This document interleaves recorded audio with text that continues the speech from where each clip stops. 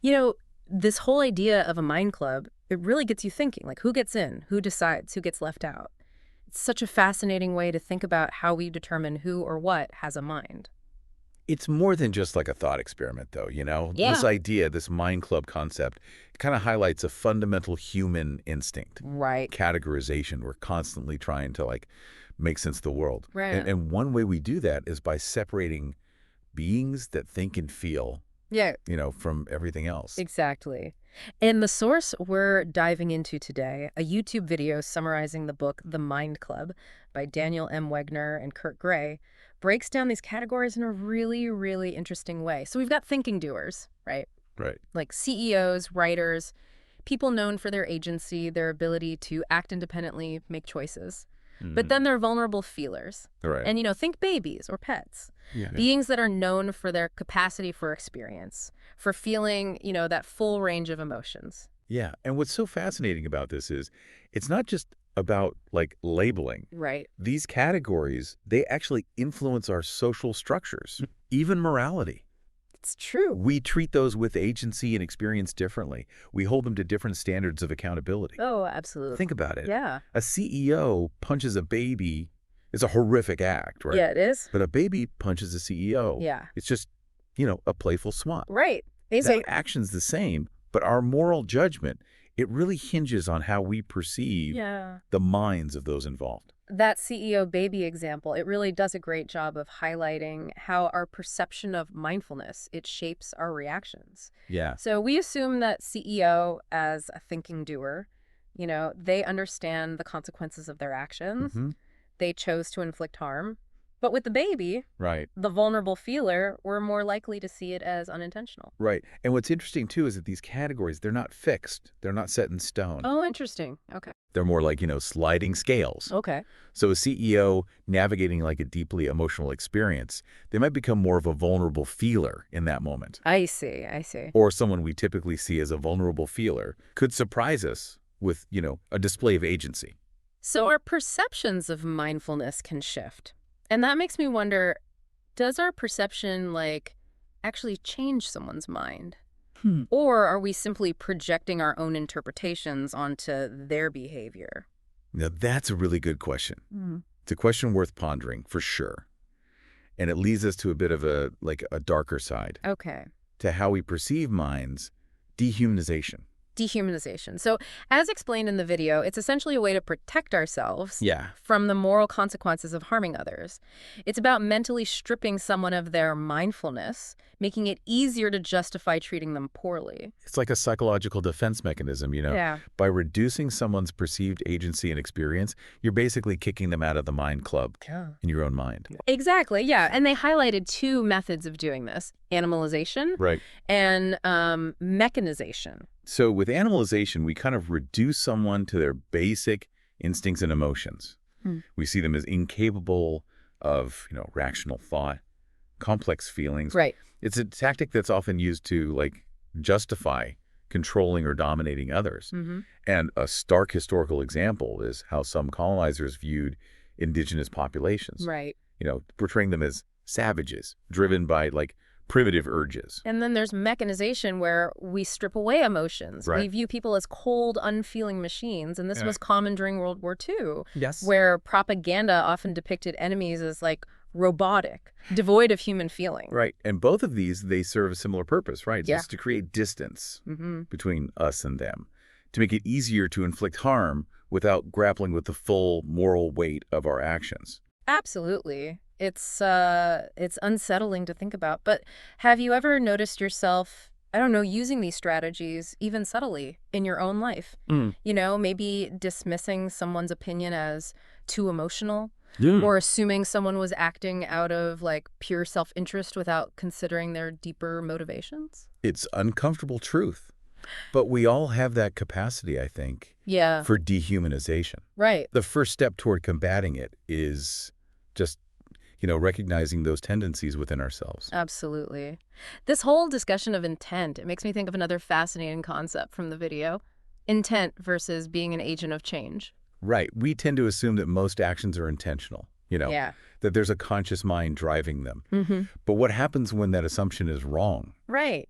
They bring up the case of Kenneth Parps, Yeah. who killed his mother-in-law while sleepwalking. And had no history of violence. Yeah, he has no history of violence, and brain scans suggested he genuinely had no control over his actions. That case, that one really makes you question assumptions about responsibility. Right. I mean, he clearly caused a significant effect. It was tragic. Yes. But did he have conscious intent?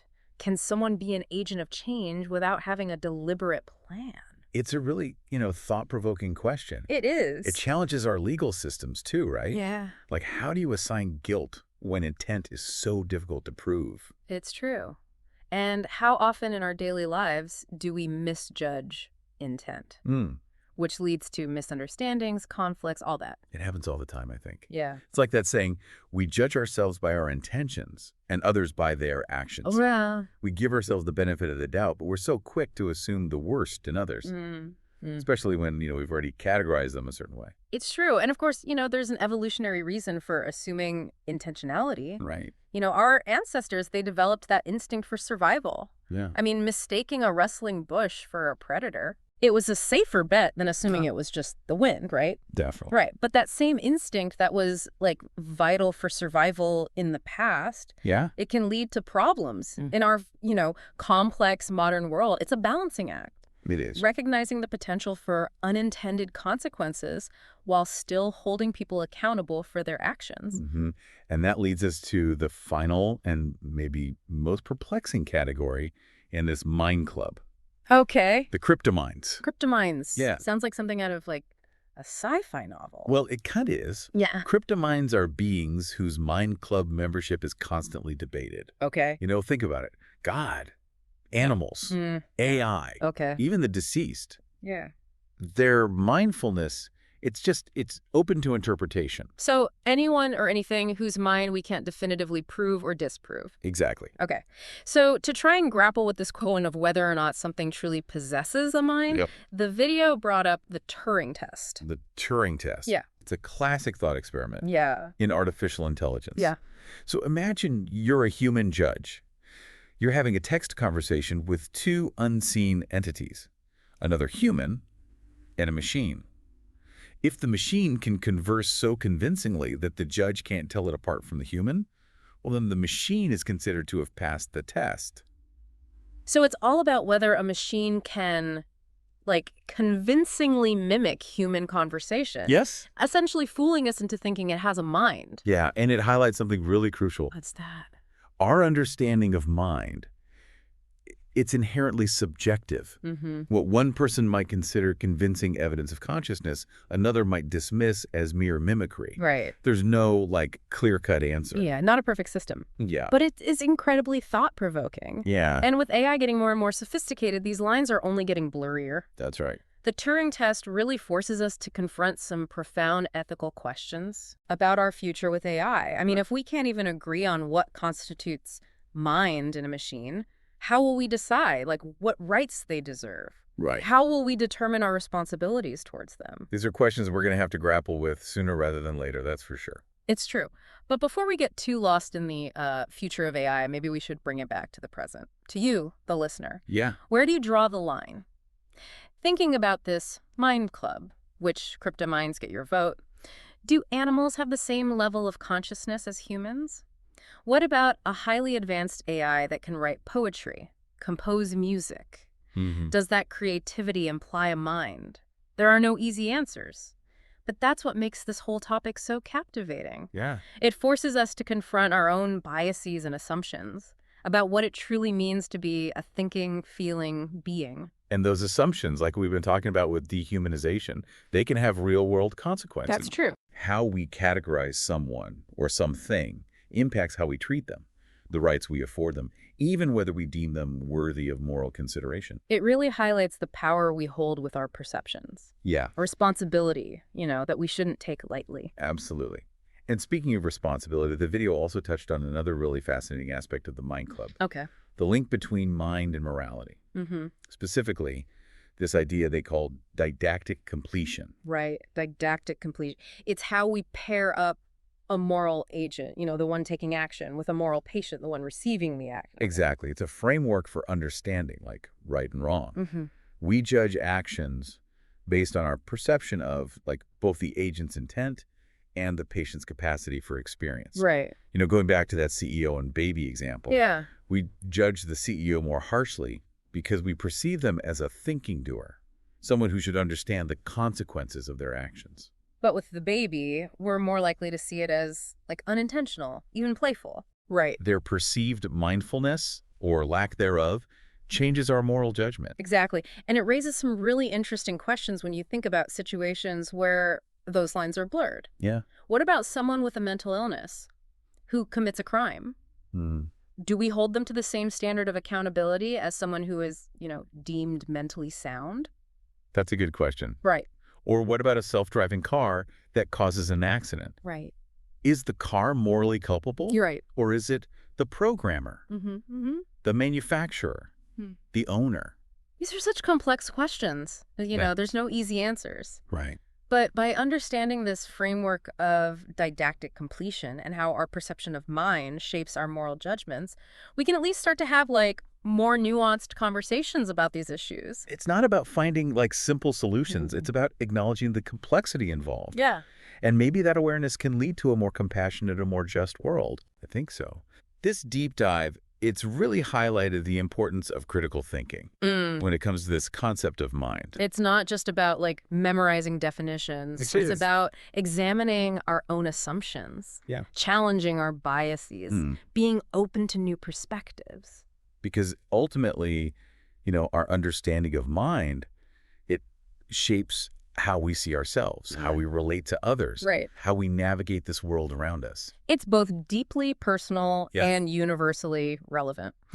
And as we've seen, it's a topic that is constantly evolving as new discoveries are made, new technologies emerge. And speaking of evolving, the video ended with a really provocative question about the future of the Mind Club. The idea that our perception of mind could change over time. No, that's getting my brain buzzing. Yeah. Are we talking about expanding the Mind Club beyond, humans and animals? Yeah. Maybe even into nature itself. Exactly. Indigenous cultures have long recognized a form of consciousness in nature. Yeah. A spirit, an intelligence within trees, rivers, mountains. Right. What if science started to catch up with those beliefs? Yeah. What if we discover forms of communication or complex problem solving in the natural world that really challenge our current definition of mind? Whoa. That would be a complete paradigm shift, wouldn't it? It would.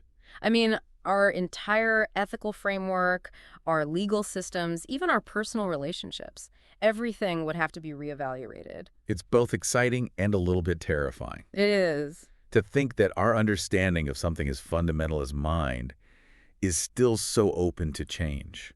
It's definitely humbling. It reminds me of that Carl Sagan quote. Somewhere, something incredible is waiting to be known. Yeah. Maybe that something is a whole new way of understanding consciousness. A mind club with, membership criteria we can't even fathom yet. The possibilities are endless. It really does make you wonder, what mysteries are still out there waiting to be uncovered. Oh. But for now, let's bring it back to something a little more concrete.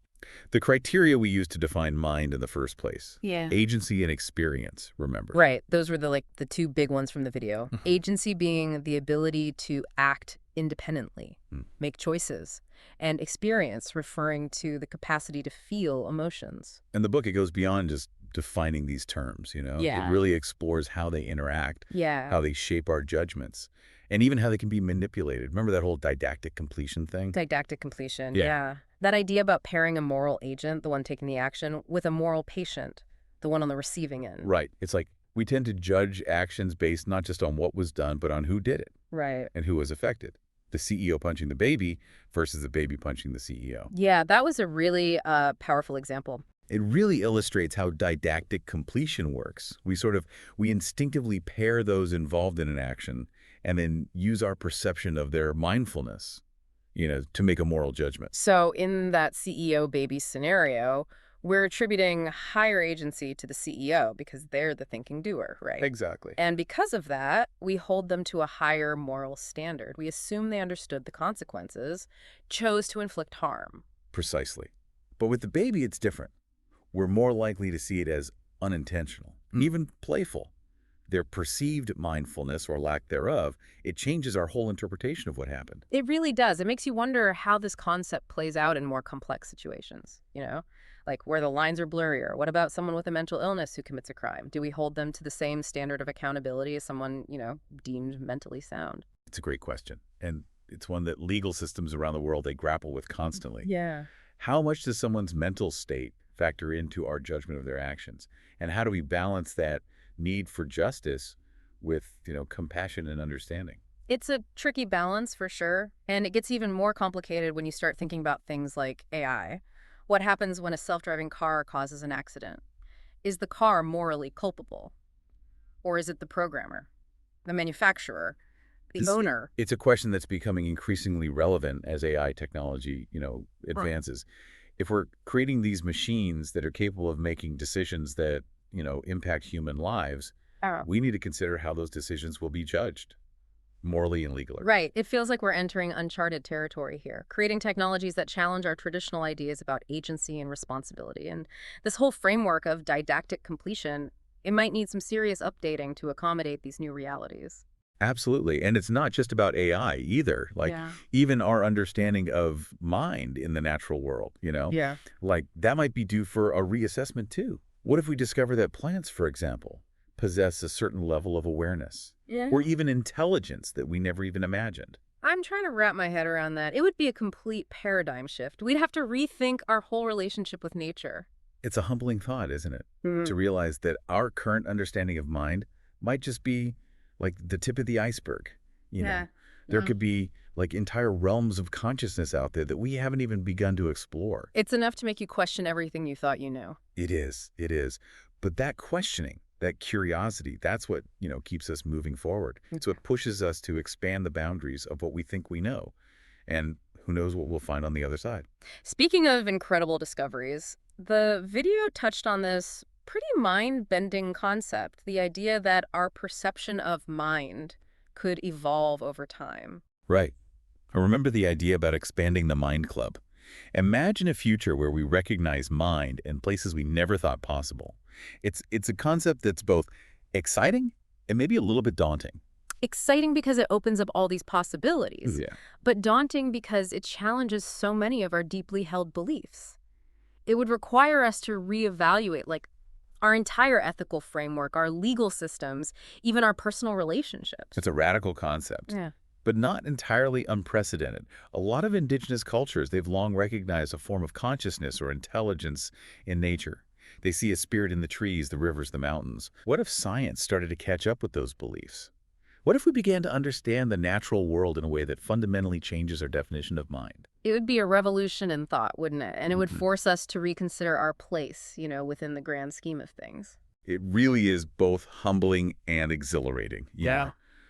To even contemplate it. And it speaks to the power of the human mind, our capacity for exploration, for discovery, for pushing the boundaries of what we think we know. It's a good reminder that this journey of understanding mind, it's far from over. There are still so many mysteries to unravel, so many perspectives to explore.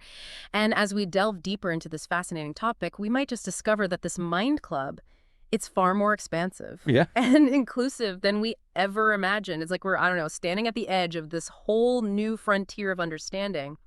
And it makes you wonder, what are the implications of, expanding the mind club in such a radical way? Well, imagine a world where we acknowledge the mindfulness of trees. Yeah. Would we still be okay cutting them down for lumber?